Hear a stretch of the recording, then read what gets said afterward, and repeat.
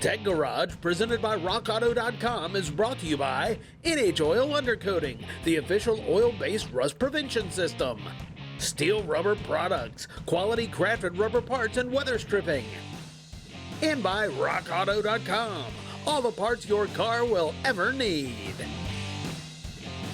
Welcome back to Tech Garage, presented by RockAuto.com. One of our favorite segments, and yours too, MTTT. Say what? That's right, Master Technician Tech Tip. And this one's all about coolants, man. There are so many different types of coolants on a car. We need to understand everything about them. And let's start with our cool engine demo and look at actually coolant and how it works. What is a coolant system? Well, it starts here at the radiator and it goes through the engine. It's all about that thermodynamics. We're taking the heat out of the engine, boom, and throwing it to the outside air. And here's a couple of tech tips for you. The first thing you can do, if your engine's nice and cool, make sure it's not hot, but you can go down here and you can feel the front of your radiator. You know, you want to feel for any ice cold spots. Perhaps it's warm, warm, warm, and now I'm coming over here and I got a cold spot. Well, that could be an actual spot where the coolant's not running through it, because the coolant goes through it and it dissipates the heat. The whole radiator should be uniformly warm all the way down it. Now, a couple other things. This is pretty cool. At RockAuto.com, we got this pressure tester right here. Now, professional shops do this, but you can do it right out in the driveway. I'm going to come over and run a pressure test on this system. Well, what's a pressure test? Just like it says, we're putting pressure in the system. So once your engine's cold, do not take the radiator cap off when it's hot. Not a good idea. Make sure it's cold. I got the radiator cap off.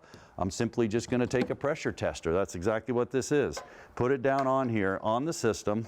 I'm going to secure the cap, and then what we're going to do is, just like your system would, add pressure to the system. So if I come over here and I start pumping this up, I'm actually adding pressure to the system. All the coolant hoses are swelling up. I don't want to add any more than what the cap specifies, but I put the pressure in there. And now what do? Well, we just sit and wait. And when I'm waiting, I'm actually looking for it. If it's holding steady, maybe 5 or 10 minutes, you're in good shape. But if it starts to drop slowly, that coolant's going somewhere, the pressure. You could have 1 or 2 leaks. You can have an external leak, which simply just go around and look around the engine and see if it's dripping, find out where it's dripping from. That's not a problem. But you also could have an internal leak. Maybe the head gasket's blown going into the cylinders. You may have to run some deeper tests to find out about that, or look for some steam coming out of the exhaust. A blown head gasket's a good indication of that as it starts to drop down. Now, another one you can do is you can test the cap. The cap is an important part of the system. I'll take this off of this one here, and we'll bring it over and we'll go ahead and test the cap. So let me get this off of here. Now, the cap holds pressure.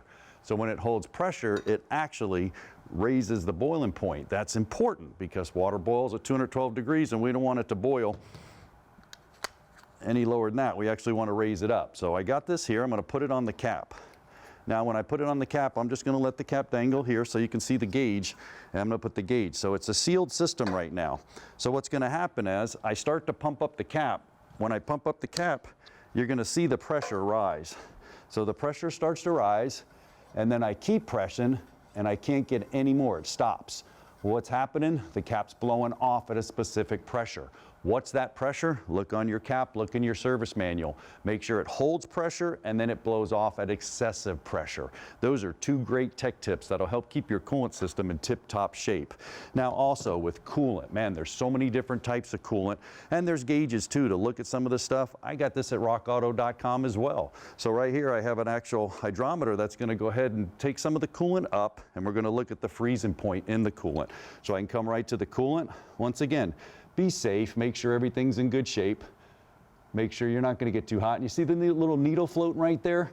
Now the little needle's telling us the protection of it. So that's a real simple thing you can do right out in the driveway. Check your coolant and the level. It's actually checking the specific gravity and the weight of the coolant. Or you can get some test strips. You can dip them in there and then compare it to the container. Once you dip it in there and compare it to the container, well, it's simply just look at it and see if you need some new coolant. Now, another cool tool I have is a refractometer. Got this at rockauto.com too, right here. This is neat because it's high tech, but you know what? It's not even expensive. You can come over here, get your little dab of coolant, put it on here. What I'm going to do is I'm going to close the lid. Once I close the lid, I'm going to look through it into the light. Now you can see it just exactly what I'm looking at. You can see the graphic right there, and you're looking at the protection level of the coolant. It does battery fluid, it does coolant, does ethylene glycol, so that's a refractometer. That's incredible. Now, here's the coolant. I love my coolant collage. We're going to talk about Asian coolants, we're going to talk about regular coolants, domestic coolants, but man, there's just so many flavors, so many shapes, so many sizes of coolant. You have to use the right one. So what are we going to do? Well, you know, I'm going to go ahead. Our co-host is over there, Dave, and he's got a son named Lincoln that would love to come over here and dunk some eggs in this coolant. So I'm going to get rid of this to keep him safe, but we're going to check in with Dave and Tom. They're going to tell us all we need to know about coolants. Well, John, choosing an antifreeze seems like it can be such a complicated decision, but at rockauto.com, how have you simplified that, Tom? Well, like with our replacement parts, the antifreeze is listed under for specific vehicles. So you just go to cooling system and click under that, and there's coolant antifreeze, and it lists the correct antifreeze for your vehicle. It used to be, 30 years ago, all the engines used the green antifreeze, the ubiquitous. And now you have a lot of choices, and what's most confusing is there'll often be on the bottle, it'll say phosphate-free or silicate-free, as if those are bad things, like I want to avoid those. And that's not the case. It's just that's not right for your specific vehicle. So for example, this gold bottle, it says phosphate-free on the front. That's because it's for European brand vehicles. The European brands, they're worried about hard water reacting with the phosphate and creating scale. But over here we have antifreeze made for Asian brands like Hyundai, Honda, that actually prefer phosphates because it resists corrosion.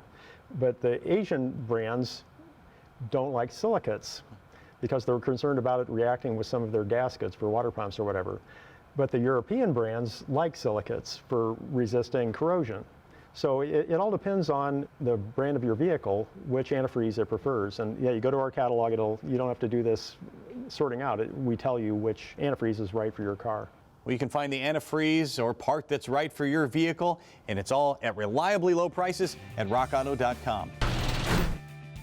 Nice, correct ride height and bounce test, jounce test. Oh, much better, man. That thing was a roller coaster ride before this. Yeah, it was, and now it's all fixed up. We're ready to go. What a great day it was today. I hope you guys had a good time. I know we sure did. Check us out on social media, YouTube, Facebook, Twitter, all that cool stuff. But no worries, we'll be back next week with more Tech Garage brought to you by rockauto.com. Bam, another win. Production assistance for Tech Garage is provided by Chipola College, located in Marianna, Florida.